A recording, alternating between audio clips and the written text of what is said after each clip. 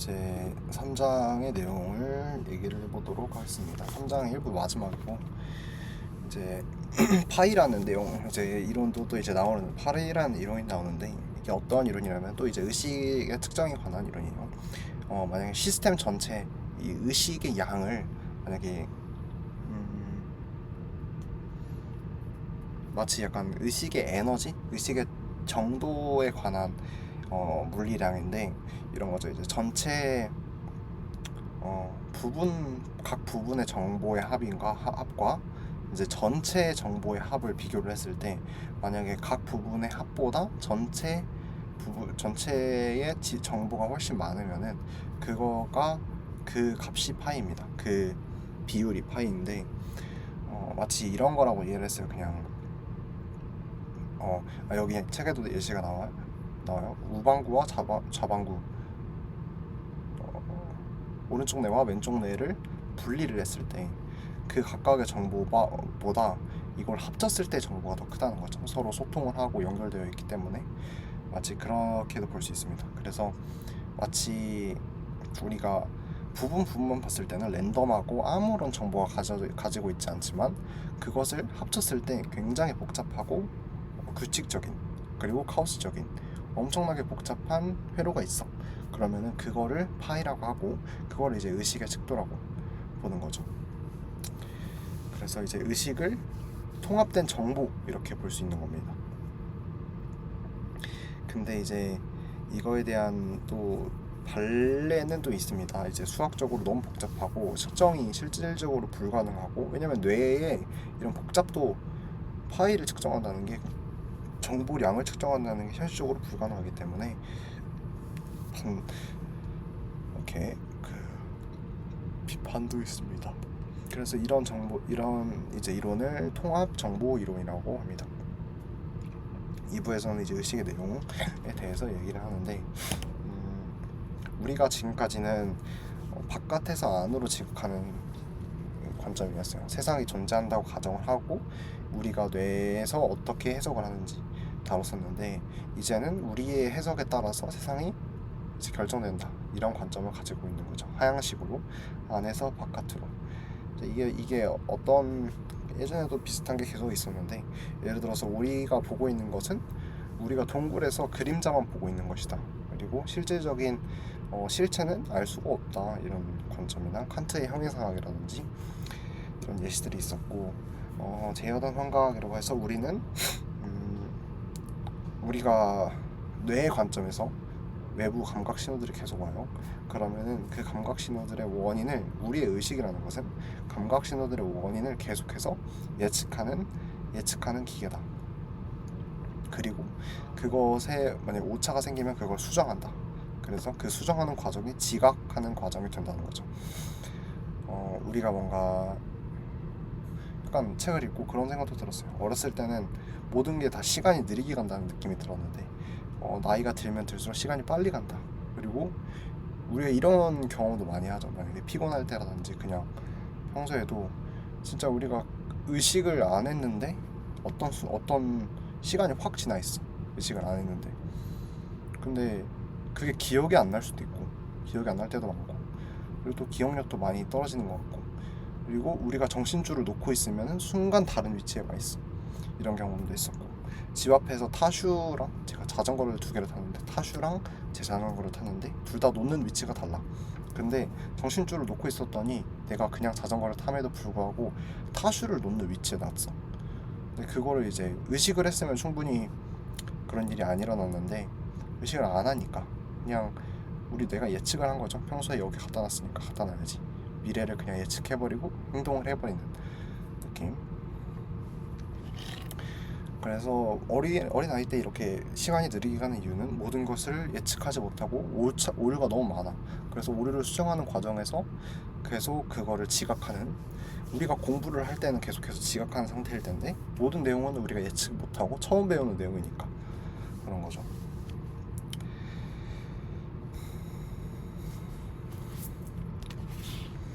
이제 5장에서는 베이즈 추론에 대해서 나옵니다. 베이즈 추론, 이제 앞에서 우리의 뇌가 예측 기계다라는 얘기를 했으니까, 우리의 뇌는 지금까지 우리가 경험했던 것 중에 가장 확률이 높은 것, 이거를 이제 무엇을 믿는가와 얼마나 확신하냐에 따라서 이제 그 예측을 하는 기계이다, 이런 내용입니다.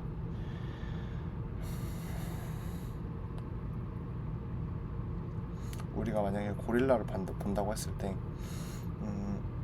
고릴라에 대한 생성 모델을 가지고 있어요. 고릴라의 특징을 담고 있는 모델을 갖고 있고, 그 다음에 고릴라를 인지를 했을 때 처음에는 고릴라 전체적인 모습을 보고, 그 다음에 눈, 귀나 이런 그 기관들을 보고, 그 다음에 좀 더 세밀하게 색이나 질감들을 본다. 이런 식으로 지각에 대한 위계가 존재를 할 것이다. 그 다음에 우리가 정밀도가 높을수록 그 주의를 기울일 것이다. 이런 내용들도 있습니다. 예를 들어서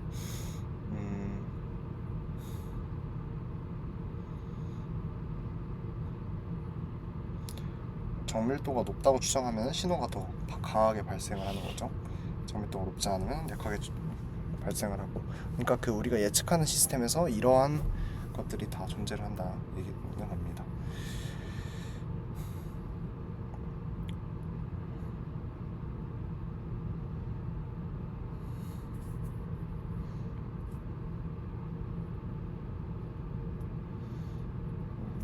그리고 능동적 추론이라는 게 있는데, 이건 우리의 행동을 말하는 거예요. 그러니까 우리가 예측을 하는 게 해석뿐만이 아니에요. 해석뿐만이 아니고 우리 뇌의 입장에서는 감각기관이 우리는 감각을 통해서 행동을 이끌어낸다, 이렇게 예측을 했었죠. 근데 그게 아니다. 감각기관과 행동은 똑같은 거야. 결국에 이제 우리 뇌는 우리 예측 시스템을 맞게 하기 위해서 행동을 조정하는 거죠. 우리가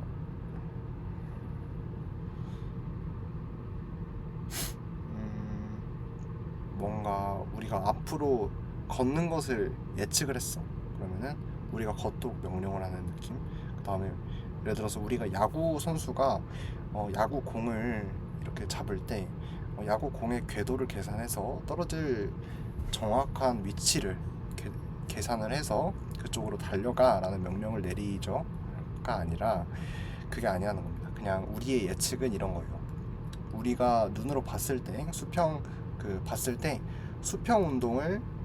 수직 운동을 적게 하게끔 움직여라. 우리가 만약에 멀리 떨어져 있어, 그러면 수직 운동을 굉장히 많이 하겠고, 바로 밑에 있어, 공이 떨어지는 바로 밑에 있으면 수직 운동을 덜 하겠죠. 우리의 예측치는 그런 겁니다.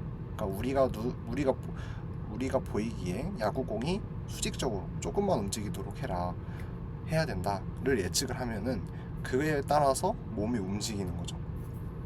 이런 식으로 능동적 추론을 한다.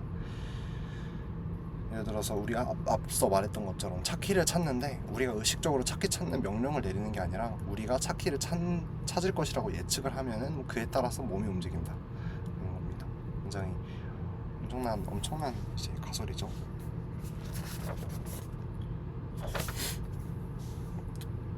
그리고 이런 관점도 있죠. 이제 6장은 관람자의 몫이라고 해서 예술 작품에서 이제 관람자의 주관적인 경험을 중요시하는 그런 의견을 말하는데, 예술 작품을 볼 때 이런 의견이 있어요. 예술가는 현실을 최대한 담아야 한다 라는 의견이 있는데, 결국에 카메라랑 다를 게 없죠. 그래서 예술가는 인간이 느끼는 감각, 이런 지각에 집중해야 한다. 마치 인간이 봤을 때 어떤 걸 느끼게 하는가, 어떤 걸 떠올리게 하는가, 그런 게 더 중요하다. 우리가 사회적인 동물이기 때문에 인간은 얼굴과 비슷한 모양이 있으면 훨씬 더 집중이 가는 그런 것도 있고, 우리가 버스 뒤에 문화를 붙여요. 그러면은 실제로 졸음운전이 전다는 얘기를 하잖아요. 그러면은 이런 게 결국에 우리의 뇌의 느낌에 좀 더 집중하는 관점이죠.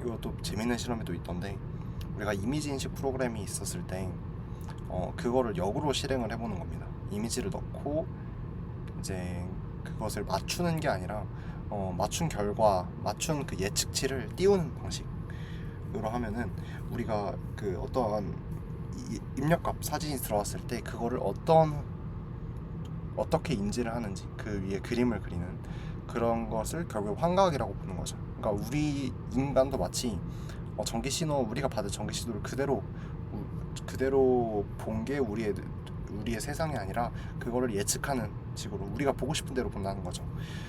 우리가 만약에 인간의 얼굴을 보고 싶으면은 우리가 마치 그 위에 그림을 그리는 것처럼 그렇게도 보이고, 우리가 착시 그림을 봤을 때도 각도에 따라서, 우리가 보는 방식에 따라서 다르게 보이거든요, 실제로.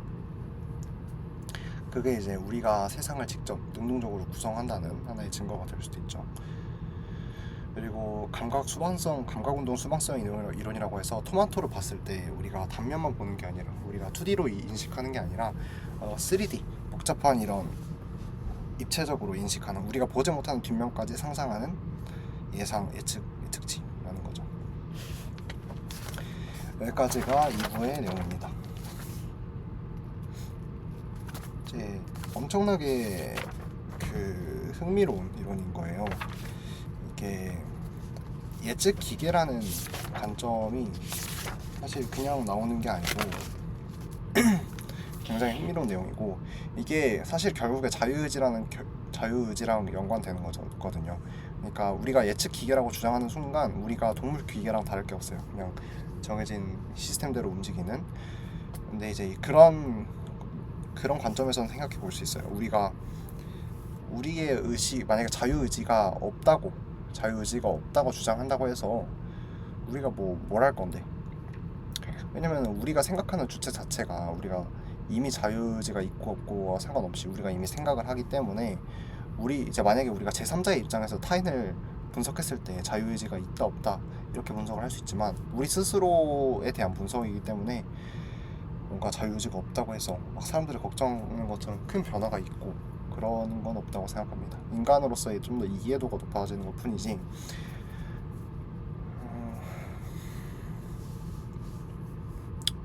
우리가 결국에 하나의 시스템, 자유의지가 없다 이렇게 생각을 한다고 해도 우리가 결국에 그 시스템 안에 들어와 있는 거거든요. 그래서 결국에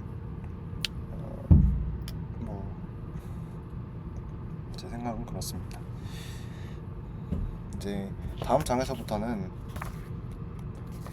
좀 더 실질적인, 좀 더 이론적인 거를 다뤘었다면은 선망의 예시를 예측을 하기도 하고, 그 다음에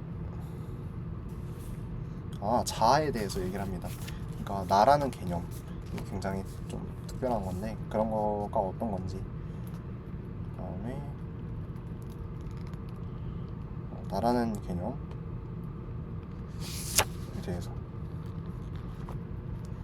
좀 더 자세하게, 인지에 대한 개념을 좀 더 자세하게 다루는 것 같고, 그다음에 자유도라는 개념도 다 다루고, 4부에서 마무리하는 식으로, 아마 3부의 중간까지를 3번째 영상에서 다룰 것 같고 나머지를 4번째 영상에서 다룰 것 같습니다.